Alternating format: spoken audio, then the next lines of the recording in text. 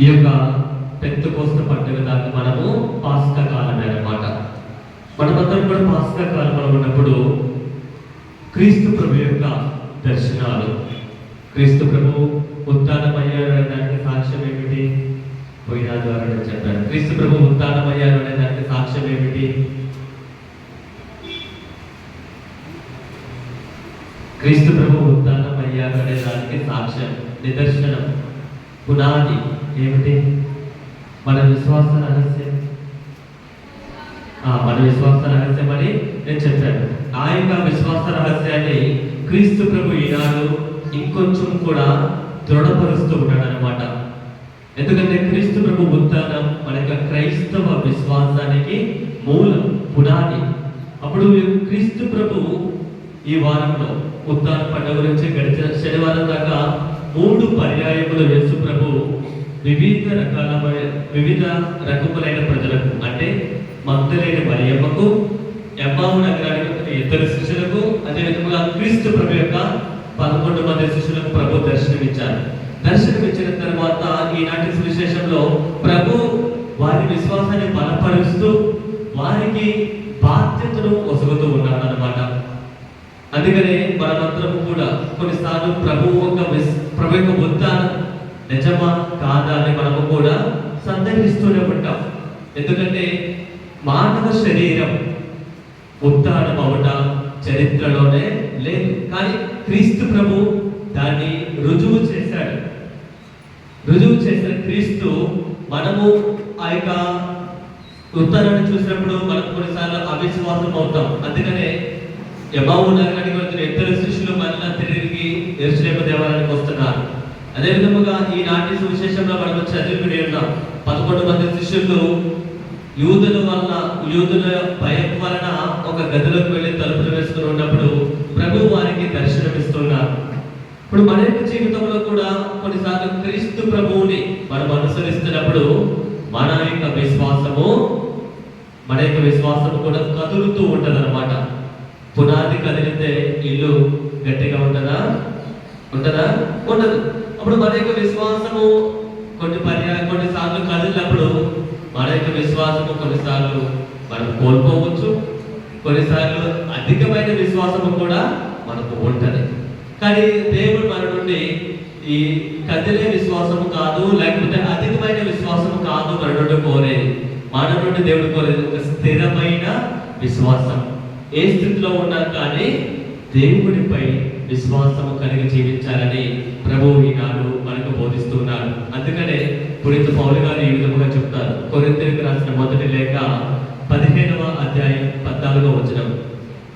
పునీత పౌలు గారు కొరింథీయులకు రాసిన మొదటి లేఖ 15వ అధ్యాయం 14వ వచనం.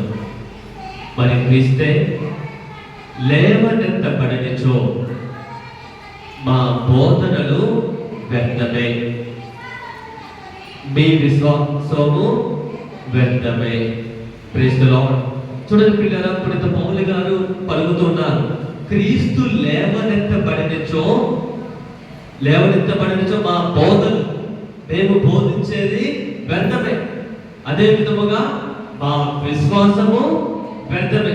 అప్పుడు క్రీస్తు ప్రభు లేవనెత్తబడినచో మనకున్న విశ్వాసం, మనము చేసే ప్రార్థనలు, పూజలు, ఆరాధనలు అవన్నీ కూడా వ్యర్థమే అని పునీత పౌలు గారు చెబుతున్నారు.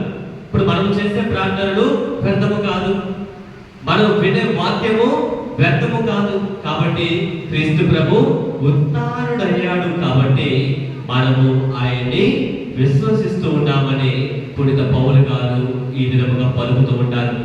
ఇంకా ప్రియులారా, ఈనాటి సువిశేషంలో చూసినట్లయితే ముఖ్యముగా 3 బాధ్యతలను ప్రభు తన యొక్క శిష్యులకు వసుకుతూ ఉన్నారు. ఎన్ని బాధ్యతలు? 3 బాధ్యతలు. మొట్టమొదటి బాధ్యత యోహాను సువార్త 20వ అధ్యాయం 21వ వచనం.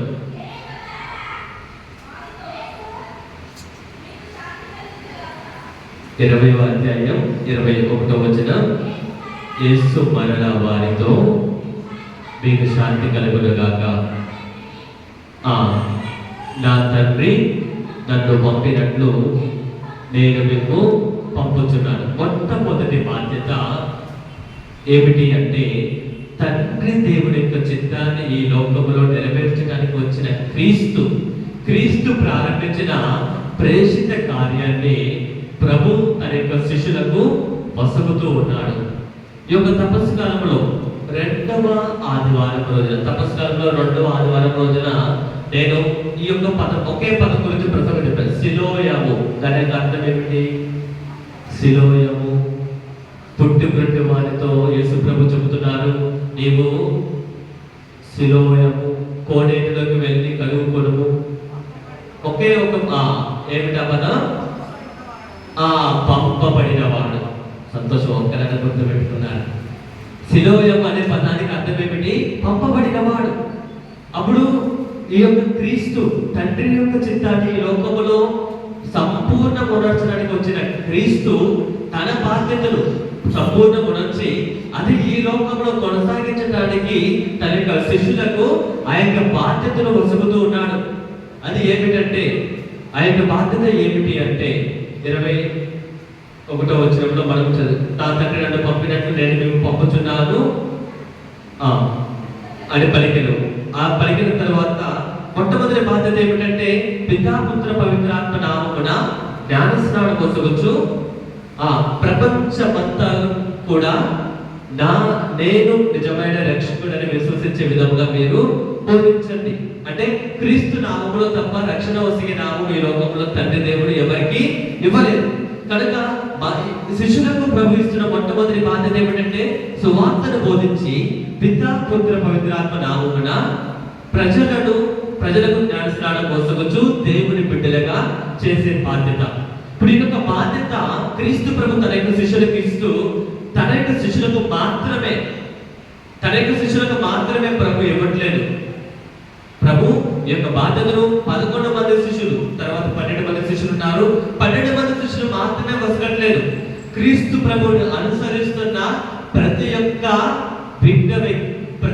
వ్యక్తి యొక్క బాధ్యత ఏమిటి అంటే సువార్తను బోధించడం అనేది కేవలము పీఠాధిపతులు, గురువులు, కన్య స్త్రీలు, ఉపదేశుల బాధ్యత మాత్రమే కాదు. జ్ఞానస్నానము పొందిన క్రీస్తును విశ్వసిస్తున్న ప్రతి ఒక్కరి బాధ్యత ఏమిటి అంటే క్రీస్తు ప్రభు గురించి పునీత పౌలు గారు పలుకుతున్నట్లే మనము కూడా బోధించాలి. క్రీస్తు ప్రభు గురించి బోధించే బాధ్యత మనకు వసగబడింది. అందుకనే కథోలిక శ్రీ సభలో మొట్టమొదటి దివ్య సంస్కారం ఏమిటి? కథోలిక శ్రీ సభలో మొట్టమొదటి దివ్య సంస్కారం జ్ఞానస్నానం. క్లిష్టమైన పరిస్థితుల్లో క్రీస్తుని జ్ఞానస్నానం స్వీకరించిన వారు, అదే విధముగా క్రీస్తుని విశ్వసించిన వారు ఏం చేయొచ్చు? జ్ఞానస్నానం వసగవచ్చు. అంటే గురువులు లేకపోతే క్లిష్టమైన పరిస్థితుల్లో ఎవరు మనకు లేనప్పుడు జ్ఞానస్నానం స్వీకరించిన ఒక వ్యక్తి వేరే ఒక వ్యక్తికి జ్ఞానస్నానం వసగవచ్చు. అది కథోలిక శ్రీ సభలో ఉంది. అది కేవలము గురువులు లేనప్పుడే. గురువులు ఉన్నప్పుడు ఇక దేవాలయానికి ఎందుకు వెళ్ళటం? మన ఇంటి దగ్గర ఎవరు జ్ఞానస్నానము ఇవ్వద్దు. అది తప్పుగా మనం ప్రవర్తిస్తున్నట్టు.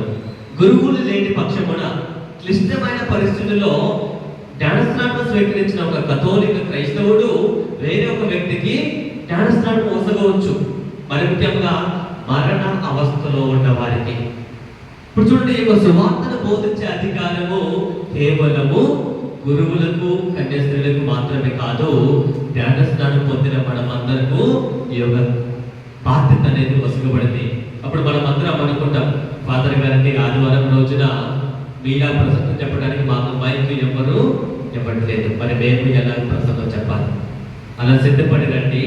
పూజ లేనప్పుడు ఫాదర్ గారు మీకు అనుకూలమైతే ఫాదర్ ప్రసంగం విని ఇస్తారు.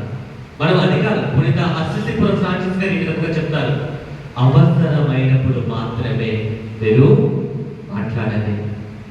అవసరమైనప్పుడు మాత్రమే, లేకపోతే మీ జీవితమే ఒక సువార్త ప్రచారముగా మార్చండి. మనము ఈ యొక్క సువార్తను బోధించాలంటే మైకులో ప్రసంగం చెప్పడం అవసరం లేదు. మన యొక్క జీవిత విధానమే ఒక సువార్తగా మారవచ్చు. అప్పుడు మనము క్రీస్తు ప్రభు యొక్క సువార్థికురాలుగా మారాలంటే మనము ప్రసంగం చెప్పనవసరం లేదు. కానీ మనము క్రీస్తును పోలి క్రీస్తు యొక్క చిత్తానుసారంగా ఈ లోకంలో జీవించినప్పుడు మనము ప్రభు యొక్క పరిచర్యను ఈ లోకములో నెరవేరుస్తున్న వారిగా మనమందరం కూడా పరిగణించబడుతూ ఉంటాము. ప్రియ సహోదరి సహోదరులారా, ఇక రెండవదిగా 22వ వచనం, ఆయన వారి మీద శ్వాస ఊది పవిత్రాత్మను పొందుడు. చూడండి పిల్లరా, యేసు ప్రభు వారు భయపడుతున్నారు. యూదుల వలన వారు భయభ్రాంతులు అవుతున్నారు. ఇంకా వారి యొక్క విశ్వాసాన్ని చూసినట్లయితే వారి జీవితంలో నిరాశ నిస్పృహలో ఉన్న ఒక సమయం. ఎందుకంటే యేసు ప్రభు వారితో ఉన్నప్పుడు ఏ కొరత లేదు. తినడానికి 3 పూట్ల భోజనం సమకూర్చేవాడు. ఇంకా యూదా ఇస్కరియోతు దగ్గర డబ్బులు వచ్చింది. అంతా కూడా సమృద్ధిగా ఉంది. ఎటువంటి ఆందోళనలు, ఎటువంటి నిరాశ నిస్పృహ లేని సమయంలో వారు క్రీస్తు ప్రభుతో ఉన్నారు. ఇక క్రీస్తు ప్రభు మరణించి ఉత్థానమైన తర్వాత వారితో లేరు. అందుకనే ఇక పేతురు గారు ఏమని చెబుతున్నారు, నేను తిబేరియా సరస్సులో చేపలు పట్టుకోవడానికి వెళుతున్నానని చెప్పినప్పుడు మిగిలిన శిష్యులు కూడా ఆయనతో వెళుతున్నారు. కానీ ప్రభు మరలా వారికి దర్శనమిచ్చి మరలా యెరూషలేముకు తీసుకొని వచ్చి ప్రభు వారికి మరలా దర్శనమిస్తూ పవిత్రాత్మను పొందుడు అని వారి పైన శ్వాసను పొందుతున్నారు. అంటే వారిగా అవిశ్వాసాన్ని కొంచెము కూడా దృఢపరుస్తున్నారు. అవిశ్వాసము నుంచి విశ్వాసము మెట్టులోనికి ప్రభు వారిని లేవనెత్తుతున్నారు. ఇప్పుడు మనమందరం కూడా పవిత్రాత్మను పొందాము. పొందామా? ఎప్పుడు పొందాము? దివ్య సంస్కారాలు, మరి ముఖ్యంగా జ్ఞాన స్నానము, ఇంకా జ్ఞాన వివాహము. తలుపుతున్నారు జ్ఞాన వివాహం కాదు, భద్రమైన అభ్యంగనము. జ్ఞాన స్నానములో భద్రమైన అభ్యంగముల ద్వారా ఈ యొక్క పీఠాధిపతులు మనల్ని అభిషేకిస్తారు. పవిత్రాత్మను పొందుడు అని మన యొక్క నొసటి పైన క్రిస్మా తైలముతో మనల్ని అభిషేకిస్తారనమాట. అంటే మనము సంపూర్ణముగా పవిత్రాత్మ చేత అభిషేకించబడి ఉన్నాం. అదే విధంగా పవిత్ర గురువారం రోజున ఫాదర్ చెప్పారు, గురువులను అభిషేకించినప్పుడు గురువుల చేతులు అన్ని కూడా హస్త అభ్యంగన చేస్తాయి. అంటే మనమందరం కూడా పవిత్రాత్మను పొందాము. కానీ ఈ లోక వ్యామోహాలకు మనము లోనవుతున్నప్పుడు ఆ యొక్క పవిత్రాత్మ అనేది మనలో ఉన్న ఆత్మ నిర్జీవముగా ఉంటుందన్నమాట. ఒక ఉదాహరణ చెప్పాలంటే సంసోనుడి నీట కథ మీకు తెలుసు కదా. సంసోను చాలా శక్తివంతుడైనటువంటి సంసోను అంత బలవంతుడిగా ఉండటానికి ఒకే కారణం, అతనిలో ఆత్మ ఉంది. కానీ ఇక ఆత్మ ఉన్నంతసేపు ఇది ఎలా ఉంటుందంటే మంటుచున్నటువంటి నిప్పు వలె. ఎంతమంది వచ్చినా కానీ వారిని నేలపాలు చేశాడు. కానీ ఎప్పుడైతే ఈ యొక్క ఆత్మను నిర్లక్ష్యము చేశాడో, అంటే తనకు వసగబడినటువంటి ఈ యొక్క ఆత్మను నిర్లక్ష్యము చేశాడో, ఆ యొక్క ఆత్మను తన నుండి వెడలిపోతుంది. అంటే ఆ యొక్క శక్తి అనేది ఈ యొక్క సంసోను నుండి వెళ్ళిపోయినప్పుడు సంసోనుడు వారు చంపి వేస్తున్నారు. ఇప్పుడు మనమందరం కూడా పవిత్రాత్మ చేత అభిషేకించబడిన వారమే. కానీ మనలో ఆత్మ ఉంది. కానీ ఆత్మను మనం నిర్లక్ష్యము చేస్తున్నప్పుడు మనకు ఆ యొక్క పవిత్రాత్మ అనుభూతి అనేది తెలియదన్నమాట.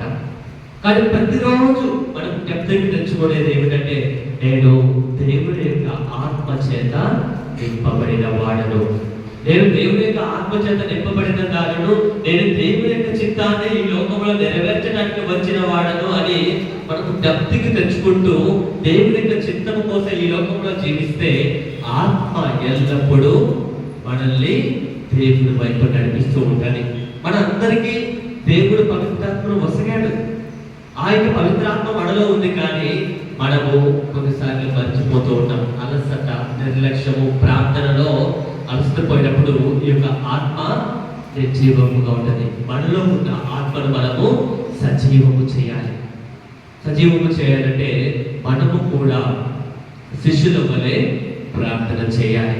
ఇక మూడవదిగా 23వ వచనంలో ఎవరి పాపములైనను మీరు క్షమించిన ఎడల అవి క్షమింపబడును, మీరు ఎవరి పాపములనైనను క్షమింపని ఎడల అవి క్షమింపబడవు. చూడండి ప్రియులారా, క్రీస్తు ప్రభు తన యొక్క శిష్యులకు కూడా ఇస్తున్న ఒక బాధ్యత ఏమిటంటే పాపములను క్షమించే అధికారం. అది కేవలం కథోలిక శ్రీ సభలో మాత్రమే ఈ యొక్క దివ్య సంస్కారం అనేది ఉంది. 4వ దివ్య సంస్కారం ఏమిటి? పాప సంకీర్తన. మన యొక్క పాపములన్నీ కూడా క్షమించే అధికారము క్రైస్తవ సాంప్రదాయములో శ్రీసభ చట్టము ప్రకారము క్రీస్తు యొక్క అధికారము అపోస్తలకు వసగబడింది. అపోస్తల యొక్క వారసత్వంలో గురువులుగా ఎన్నుకోబడినటువంటి గురువులకు పాపములను పరిహరించే అధికారము వసగబడింది.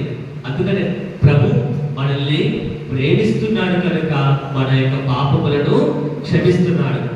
అప్పుడు మనమందరం కూడా మన యొక్క పాపములన్నీ కూడా క్షమించే అధికారము దేవుడు గురువులకు ఈ యొక్క పాప సంకీర్తన ద్వారా వసుకుతూ ఉన్నాడు.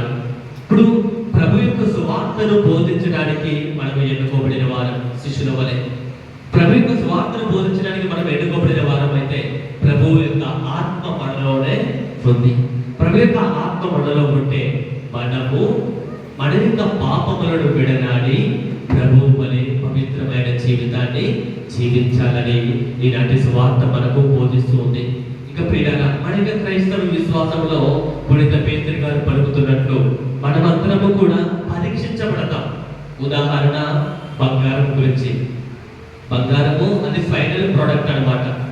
మనం షాప్ లో చూసే బంగారం కాదు, అది మట్టి నుండి వచ్చినప్పుడు. మట్టి నుంచి వచ్చినప్పుడు ఏమిటి? ఎటువంటి విలువ లేనటువంటి ఒక వస్తువు, మట్టి లాంటిదే. కానీ దాన్ని కడిగి దాన్ని మంటలో కరిగించినప్పుడు ఒక రూపాన్ని ఇచ్చినప్పుడు విలువ లేని బంగారానికి కొన్ని లక్షల విలువ చేసే విలువ వస్తూ ఉంటుంది. ఇప్పుడు మన యొక్క ఈ జీవిత ప్రయాణంలో ఈ యొక్క విశ్వాసం జీవితంలో మనం ఎన్నో కష్టాలు పొందవచ్చు. మన యొక్క విశ్వాసాన్ని ప్రభు పరీక్షిస్తున్నప్పుడు మనకి ఎటువంటి విలువ ఉండలేకపోవచ్చు. మనం నిందారోపణలు పొందవచ్చు, ఇతరులు మనల్ని చిన్న చూపు చూడవచ్చు. కానీ ఈ యొక్క విశ్వాస పరీక్షలు మనం పొందితే బంగారానికి ఈ విధముగానైతే అత్యంత విలువైనటువంటి ధర ఉందో మనకి కూడా దేవుడి సాన్నిధ్యంలో ఆ యొక్క ధర అనేది ఉంటుంది. అందుకని ఇలాంటి అపోస్తల కార్యాలను మనం చూసినట్లయితే అపోస్తలు వారు బోధించినది ప్రజలు విశ్వసించారు. విశ్వసించిన తర్వాత మొట్టమొదటి ఈ యొక్క క్రైస్తవులు, ఆదిమ క్రైస్తవులు ఏ విధంగా జీవించారంటే ఒకే కుటుంబంలో వారు జీవించారు. వారికి ఉన్న ఆస్తిపాస్తులు, వారికి ఉన్న ధనము అంతా కూడా వారు వెచ్చించారు. అమ్మి వేసి పేదలకు దానము చేసి వారు అందరూ కలిసి ఏం చేస్తున్నారంటే ఒకే కుటుంబంగా జీవిస్తున్నారు. వారు ఒకే పాత్ర నుండి పూజిస్తున్నారు. అందుకే మనము మొదటి పట్టణంలో విని ఉన్నాము, వారు రొట్టెను త్రుంచి పూజిస్తున్నారు. అంటే ఐక్యమత్యముగా ఒకే కుటుంబముగా క్రీస్తు యొక్క వారసులుగా వారు జీవిస్తున్నట్లు ఈ యొక్క మొదటి పట్టణంలో మనము చూస్తున్నాము. మనము కూడా ఈ యొక్క ఆదిమ క్రైస్తవుల వలె, మొట్టమొదటి క్రైస్తవుల వలె జీవించడానికి పిలువబడ్డవారు. మన సంఘం, మన యొక్క విచారణ అనేది ఒక కుటుంబం. ఈ యొక్క కుటుంబంలో మనమందరము కూడా ఎవరి కోసం జీవించాలి? విచారణ గురువుల కోసం, లేకపోతే మన కుటుంబాల కోసం కాదు, మనము దేవుడి కోసం. ఇప్పుడు విచారణ గురువులు క్రీస్తుకు ప్రతినిధి. విచారణ గురువులు క్రీస్తుకు ప్రతినిధి. మనల్ని ఆయన సన్నిధికి నడిపించడానికి ఎన్నుకోబడినటువంటి వారు ఈ గురువులు. ఇప్పుడు మనము క్రీస్తు ప్రతినిధి అయినటువంటి గురువులకు వినయం విధేయత కలిగి జీవిస్తూ గురువు యొక్క మాటలను వింటూ సన్మార్గములో నడిస్తే మనము కూడా ఆనందంతో ప్రేమతో మనము జీవిస్తాము. ఈనాడు మనకు దివ్యకారుణ్య మహోత్సవాన్ని కొనియాడుతున్నప్పుడు ప్రియులారా, ప్రభు మనకు నేర్పించేది ప్రేమ, కరుణ. ఆ రెండు గుణాలే ప్రభు మనకు నేర్పించేది. అందుకనే ఈ దివ్యకారుణ్య మహోత్సవాన్ని కొనియాడుతున్నప్పుడు ప్రభు మన యొక్క ఆకలిలో మనకు ఆహారంగా మారాడు, మన యొక్క దాహములో నీరుగా మారాడు. ఆ యొక్క ప్రభు మన యొక్క ఆవేదనలో మనకు ఆదరణగా మారుతూనే ఉంటాడు. ఈ యొక్క దివ్యకారుణ్య మహోత్సవాన్ని కొనియాడుతున్నప్పుడు ప్రియులారా, ఆయన యొక్క ప్రేమలో, ఆయన యొక్క కరుణలో మనం నెలకొని జీవించడానికి ప్రయత్నించుదాం. నీ ప్రేమ గొప్పది, నీ కరుణ గొప్పది, నీ దివ్య కారుణ్యమెంతో ఎంతో గొప్పది. పడదాం. నీ ప్రేమ గొప్పది, నీ కరుణ గొప్పది, నీ దివ్య కారుణ్యమెంతో ఎంతో గొప్పది. నీ ప్రేమ గొప్పది, నీ కరుణ గొప్పది, నీ దివ్య కారుణ్యమెంతో ఎంతో గొప్పది. పగలు మేఘమై వచ్చావు, రాత్రి అగ్నిగా వచ్చావు. పగలు మేఘమై వచ్చావు,